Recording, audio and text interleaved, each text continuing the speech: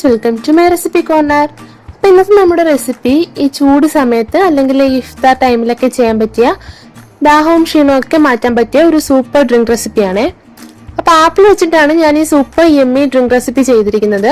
ഇത് നമുക്ക് ഷേക്ക് ആയിട്ടും ചെയ്തെടുക്കാം, പക്ഷെ ഞാൻ ഇന്നിവിടെ ഒരു ഡ്രിങ്ക് കൺസിസ്റ്റൻസിയിലാണ് ചെയ്തിരിക്കുന്നത്. അപ്പോൾ നമുക്ക് വീഡിയോ എങ്ങനെയാണെന്ന് നോക്കാം. അതിന് മുന്നേ തന്നെ വീഡിയോ ഇഷ്ടപ്പെട്ടാൽ എല്ലാവരും ലൈക്ക് ചെയ്യാനും ഷെയർ ചെയ്യാനും ഒക്കെ മറക്കല്ലേ. അതുപോലെ തന്നെ ഇതുവരെ എൻ്റെ ചാനൽ സബ്സ്ക്രൈബ് ചെയ്യാത്തവർ പ്ലീസ് ഒന്നങ്ങ് സബ്സ്ക്രൈബ് കൂടി ചെയ്തേക്കണം.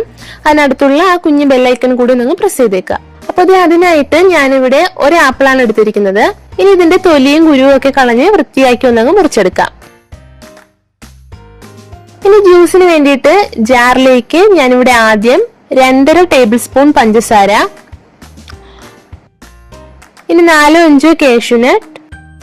നമ്മുടെ ഡ്രിങ്കിന് ഒരു കട്ടിയും ടേസ്റ്റും ഒക്കെ കൊടുക്കും. ഫ്ലേവറിനായിട്ട് ഒരു ഏലക്കായ. ഇനി നമുക്ക് നേരത്തെ വൃത്തിയാക്കി മുറിച്ചെടുത്ത ആപ്പിൾ ചേർക്കാം.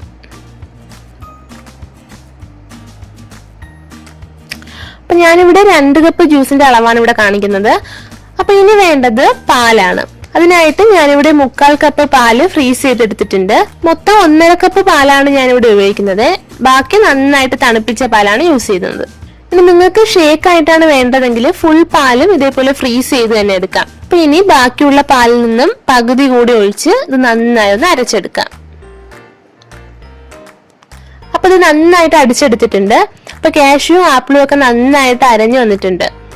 ഇനി നമുക്ക് ബാക്കി തണുത്ത പാൽ കൂടി ചേർത്ത് നന്നായി ഒന്നങ്ങ് ബ്ലെൻഡ് ചെയ്തെടുക്കാം. ഇനി ഒരുപാട് അടിക്കേണ്ട ആവശ്യമില്ല കേട്ടോ, ഒന്നങ്ങ് ബ്ലെൻഡ് ആയിട്ട് വന്നാൽ മാത്രം മതി. അപ്പൊ ഇത് നമ്മുടെ ജ്യൂസ് ഇവിടെ റെഡി ആയിട്ടുണ്ട്.